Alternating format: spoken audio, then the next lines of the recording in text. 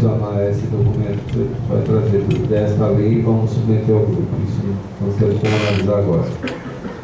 Com relação à periodicidade, a gente estava discutindo aqui na mesa a possibilidade de se incluir no decreto uma disposição transitória, que nos primeiros 90 dias o GAP se reúna a cada 7 dias. Tá? A periodicidade passa a semanal, visando justamente a gente retirar o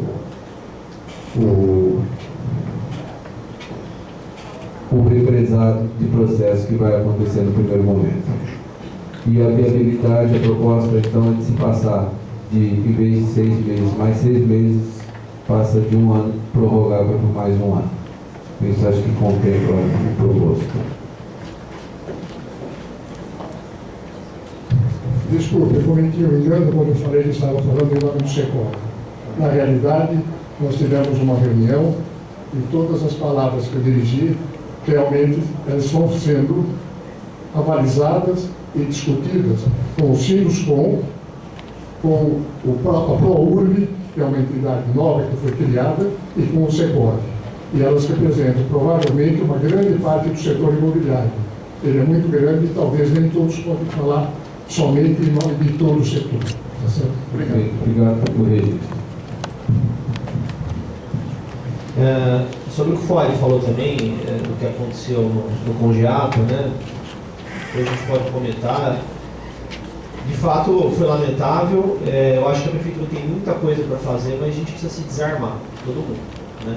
Então, há um trabalho em curso, há pessoas sérias trabalhando. Agora, o passivo é muito grande. Para a gente tornar uma Prefeitura transparente, são muitas coisas a serem feitas. Né? E quando a gente fala de transparência, a gente fala de todos os órgãos. Pega o Poder Judiciário que está passando, pega todos os órgãos públicos. O processo de transparência ele vai acontecendo ao longo do tempo. O que a gente precisa ter é, de lado a lado, realmente um pacto firmado para a gente conseguir fazer isso, porque tudo de uma hora para outra não dá. Né? A gente tem realmente muita irregularidade, a gente tem muito problema, a gente precisa ter a compreensão de todos e se unir para fazer. Quando a gente propôs para o prefeito o plano de transparência, por que a gente propôs isso? Era para dar um roteiro para a sociedade do que a gente pretende fazer nesse período, para que a sociedade possa acompanhar isso. Porque a gente de fato sabe que é um momento que a sociedade ainda não tem tanta credibilidade no poder público, e às vezes você anuncia uma coisa, a coisa não acontece, fica aquela sensação de mal-estar. A proposta do plano de transparência, e ele vai ter um cronograma que vai ser divulgado, é que as pessoas possam acompanhar. Mas enquanto a gente está implementando as medidas, a gente precisa ter de lado a lado o bom senso, a gente precisa estar desarmado, a gente precisa compreender que as coisas são feitas ao longo do tempo. A maior parte dos problemas está na prefeitura, tá, mas a gente está tentando corrigir. Agora, tem um pouco de servidor, estamos com problema de caixa, então, realmente, a gente precisa da compreensão de todos. Eu acho que a gente já está aqui numa situação muito diferente, né? Quer dizer, uma audiência pública discutindo o rito de aprovação de empreendimentos. Não houve isso antes. Estamos aqui com os 2 promotores de justiça, que nos honram muito com a sua presença, né? E que certamente estão aqui porque também confiam que alguma coisa está acontecendo, né? Querem participar. Então, isso é importante também. Eu vou abrir a palavra ao final para a Tereza e para o Miller. Eles não tinham se inscrito, mas eu vou abrir. Quer dizer, se a gente fosse ser tudo certinho, não podia abrir, né? Mas a gente vai abrir por quê? A gente quer fazer essa participação. Então vamos em frente. O André Paterno Lucarelli, a gente fez as respostas escritas. Ficou alguma coisa ainda? Se for o caso, a gente apresenta isso que está por escrito, daí vocês tiram dúvidas. Mas enfim, se quiserem, a palavra está aberta.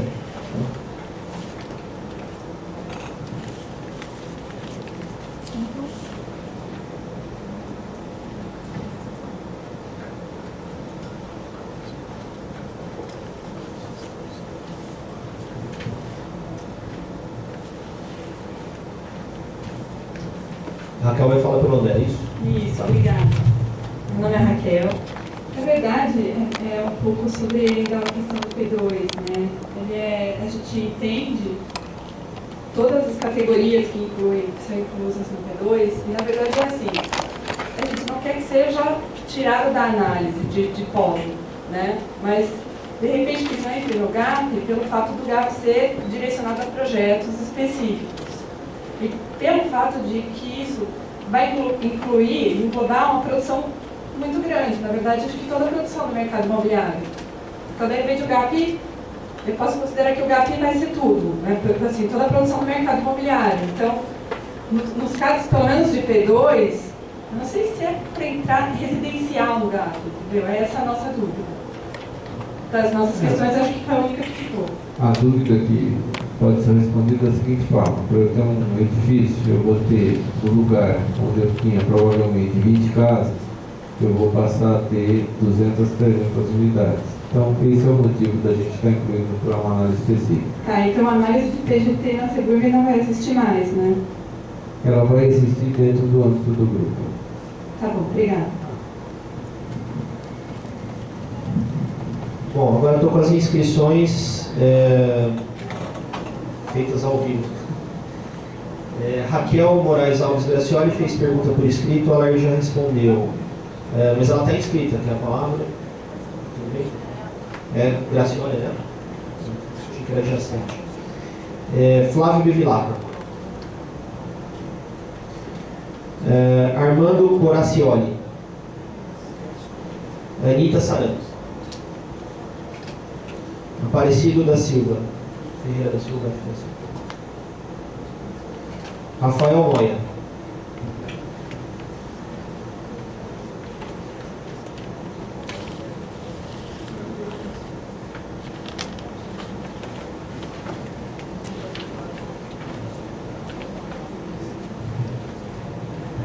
Bom dia, meu nome é Rafael Moia, sou presidente do Conselho Municipal de Meio Ambiente de Campinas.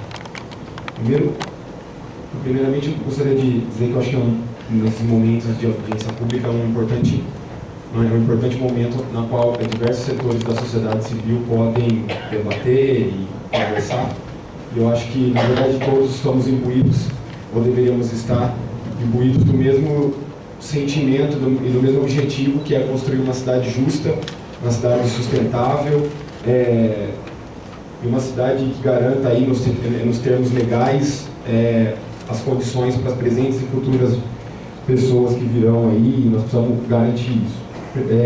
Primeiro, assim, eu vejo com bons olhos qualquer iniciativa que vise dar um formato mais palpável ao que vem se discutindo com relação aos empreendimentos imobiliários na cidade, na medida que hoje é um verdadeiro caos, o que está colocado a maneira como vem se fazendo a questão da legalização e da liberação de empreendimentos. Campinas optou por fazer o licenciamento municipal, mas não se atentou para a devida condição que isso deveria ter na Prefeitura de Campinas para fazer.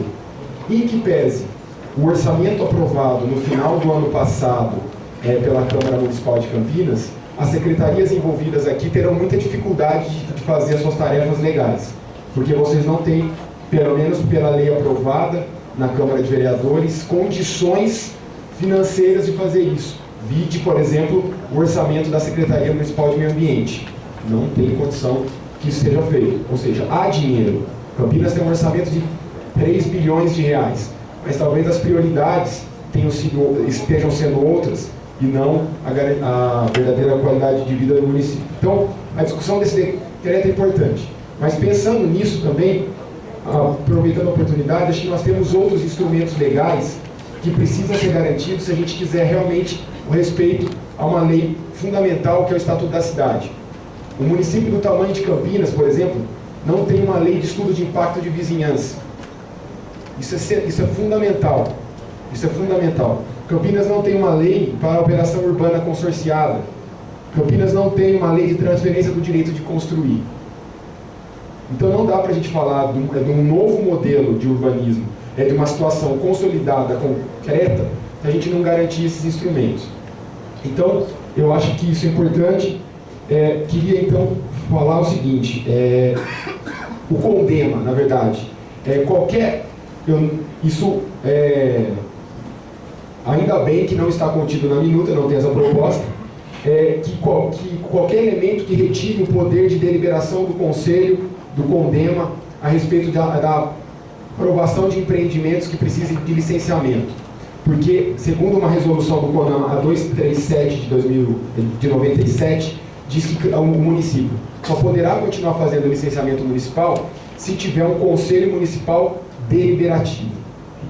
E em momentos que existe uma lei do CONDEMA tramitando na Câmara de Vereadores de Campinas, a gente vai ficar muito atento para saber qualquer possibilidade de retirar o direito, o poder de deliberação. E não só está na lei, mas a Prefeitura Municipal de Campinas deve acatar e respeitar o poder deliberativo do CONDEMA, no que está colocado na lei nacional. Bom, o artigo 11 da minuta.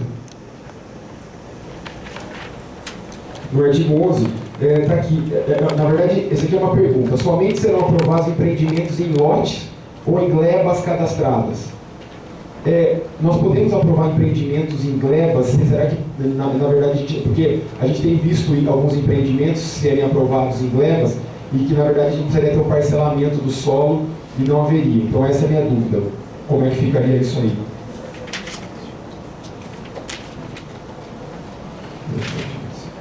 Artigo 17. As reuniões conclusivas do GAP são públicas, podendo ser assistidas por qualquer cidadão ou entidades na qualidade de ouvintes e sem direito a voz e voto.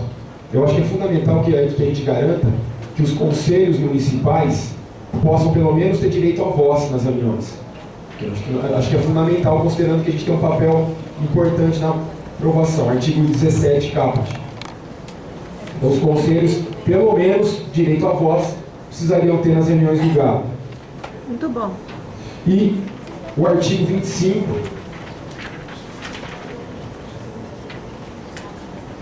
a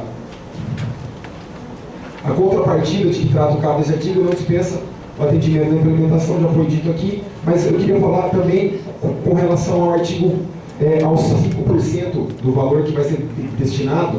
Eu acho que nós temos um fundo municipal de meio ambiente, que é o PROAMB, que precisa urgentemente ser instalado, e a gente tem conversado aí com o novo secretário de meio ambiente, a gente espera que o Dr. Herman possa instalar, porque o presidente do PROAMB é o secretário de meio ambiente, e a gente precisa instalar esse PROAMB, e esse valor poderia ir para o fundo de assistência, esse fundo de meio ambiente, que é o PROAMB. Então, esses recursos poderiam fazer para fazer as mitigações adequadas.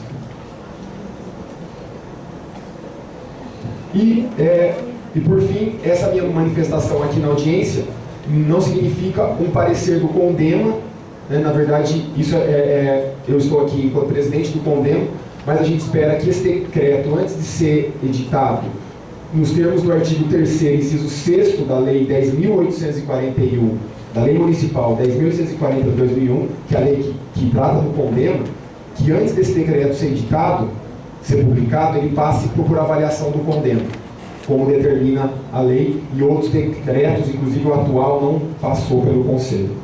Obrigado. Muito bom.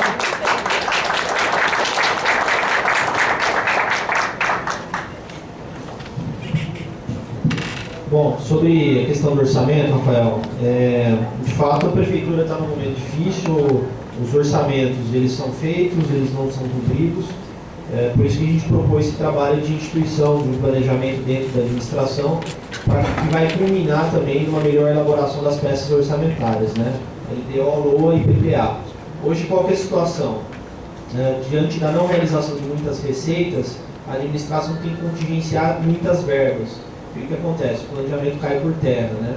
Então, qual que é a nossa ideia agora? É construir um processo de planejamento estratégico, mas uma medida mais de médio e longo prazo, né? Por enquanto, realmente a gente tem que se aperfeiçoar com o que a gente tem disponível, né? E a gente entende que a instituição do grupo, ela efetivamente pode acontecer independentemente da questão orçamentária, né? Nós vamos aproveitar os recursos humanos e materiais hoje existentes na Prefeitura. O fato é que, apesar das dificuldades, nós conseguimos chamar mais profissionais para o meio ambiente, para planejamento, para infraestrutura, e esses profissionais vão dar conta, por hora, da instituição desse grupo. Sobre a questão dos instrumentos, de fato, o Estatuto da Cidade, o Plano Diretor, eles fazem previsão de alguns instrumentos urbanísticos, como ele, Operação Urbana Consorciada e transferência do direito de construir. Algumas leis a gente realmente não tem, né? A transferência de potencial construtivo a gente tem, uma lei que foi aprovada, ela não foi usada ainda, né? Uma lei um pouco polêmica, não foi utilizada. A operação urbana consorciada, pelo que eu me lembro, você tem que ter a lei específica para cada operação, né? A gente tem a do Capivari, mas não é necessário uma lei geral, que o Estatuto da Cidade, então o diretor já daria uma base. Mas, de fato, é um instrumento importantíssimo que teria que ser utilizado. A gente chegou a propor, né, Caria, a utilização desse instrumento lá para o Mansão em Santo Antônio, uma região muito carente, e a verdade é que não tivemos perna para avançar nisso, mas é muito importante, e o EIF de fato tem que fazer. O que acontece? A gente tem um passivo muito grande de revisão da legislação, os órgãos nos cobram isso, o Ministério Público nos cobra isso, e de fato a gente vai ao longo do tempo prometendo fazer e a gente não consegue. O que nós temos hoje, que eu acho que é diferente, que é um compromisso com a sociedade, a gente assinou um TAC com o Ministério Público, com multa que pode chegar a 17 milhões de reais, e que prevê a obrigação da gente, em 12 meses, revisar a legislação urbanística, e o nosso trabalho, a nossa proposta é começar pela lei de ocupação do solo, lei de parcelamento do solo, lei de ex, lei de quadras, que já é muito trabalho, né? Eu acho que a gente resolvendo esses casos, essas leis que são do dia a dia, a gente pode passar para as demais, né? E conseguir um planejamento melhor, esse planejamento estratégico, a gente de fato avançar. Precisa mesmo desses instrumentos, né? Sobre a resolução 237, eu não tenho participado tanto da questão do condeno, de vez em quando o pessoal vem procurar. A gente está olhando também, né, comentei esses dias aí com as pessoas, há uma diretriz nacional que os conselhos sejam deliberativos, então não vejo como o condeno perca esse poder deliberativo. O que acontece é que a gente precisa saber em que medida que se aplica esse âmbito deliberativo, que eu acho que é um pouco de confusão, a gente precisaria ter essa segurança para todo mundo falar, bom, o deliberativo é geral, é isso mesmo, então não se questiona mais, ou um deliberativo restrito a isso. Acho que é um debate que a gente precisa fazer também, para entender no caso concreto como funciona isso. Eu que estou de fora, veja, se vocês lá dentro já têm essa compreensão, tudo bem, mas eu que estou de fora, às vezes eu vejo isso, né? No Conselho de Saúde, houve um parecer dizendo que tem que municipalizar o Hospital Ouro Verde. Não tinha condição de fazer aquilo naquele momento. O prefeito está obrigado a acolher ou não. São questões importantes, né? E a gente lá na Secretaria está à disposição para debater isso com vocês, né? Sobre o artigo 11, a pergunta é se pode aprovar empreendimento direto em gleba, né? A Maíra vai falar, depois eu falo. Quanto à aprovação em gleba, é somente nos casos que a lei já prevê. Tá certo? Em alguns casos você pode fazer HLB 5 ou CSC 6 em gleba, que são ou empreendimentos comerciais, tipo shopping, empreendimentos comerciais de pequeno porte, ou HLB 5 que é multi-operacional vertical. Tá? Mas é adstrito aos casos da lei. Uma coisa que eu gostaria de ressaltar também, no que tange ao impacto de vizinhança, na verdade esse decreto ele não vai conseguir corrigir a legislação.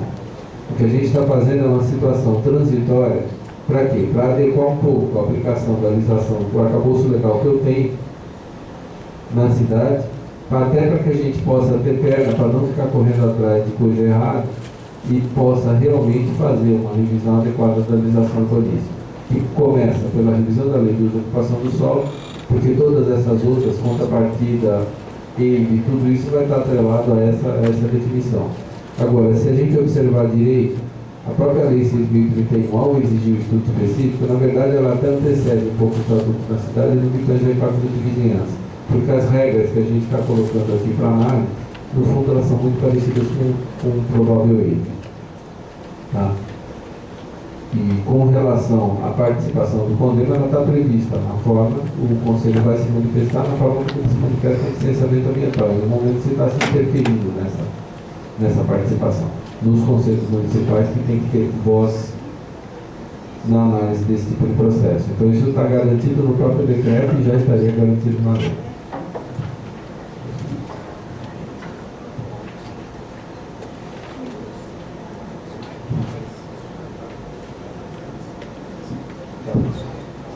Bom, tem uma questão com o TAC, de um TAC com o Dr. Cobori, que também prevê algumas restrições de aprovação de empreendimento em gleba que vão gerar um decreto, né? Então talvez isso se modifique, a gente precisa, né, finalizar aquela discussão. Seria uma ideia de criar um procedimento autônomo de parcelamento e transformar a gleba em lote, quando for uma gleba pequena, em lote único, né? A gente precisa amadurecer um pouco isso e finalizar, né? Tem um prazo aqui, a prefeitura vai entrar em contato com a promotoria. Em princípio, hoje a legislação permite essa aprovação direta em gleba, né? Nesses casos especiais que o Alair falou. O que aconteceu? Quando a aprovação era fora de um grupo multidisciplinar, na mão de uma pessoa só, a gente gerou todos esses problemas aí que a gente tem na cidade, né?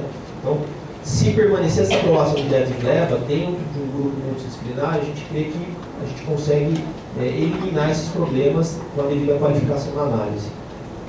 Sobre a questão dos conselhos participarem com direito à voz, é uma questão assim, né? A gente quer dar participação popular, permitir o controle social, e a gente coloca uma situação dessa, a gente compreende o lado de vocês, que vocês buscam também, quer dizer, concretizar o que a gente está dizendo, prometendo, que é âmbito nacional.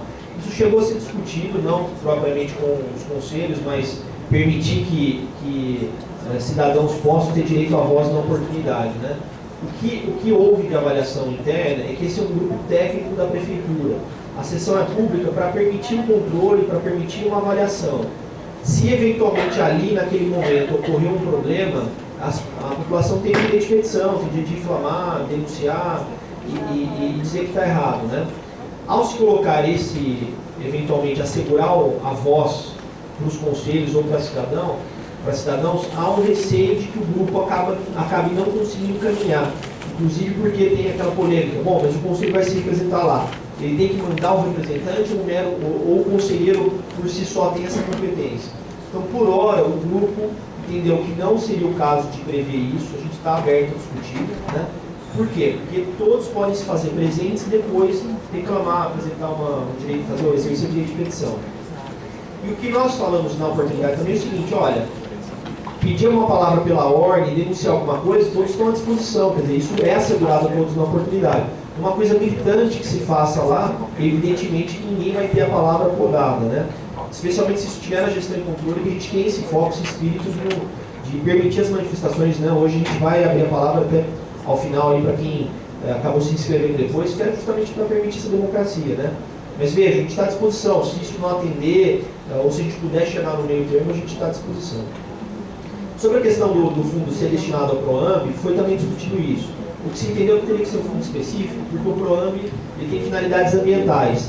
E esse 5% é uma contrapartida para você mitigar questões que não são apenas ambientais, são ligadas à educação, à saúde, e embora elas possam também ser vistas como mitigações do ponto de vista ambiental, não meio ambiente natural, a gente entende que, em princípio, teria que ser um fundo específico para que ele possa dar conta de gerar essa aplicação para a saúde e a educação.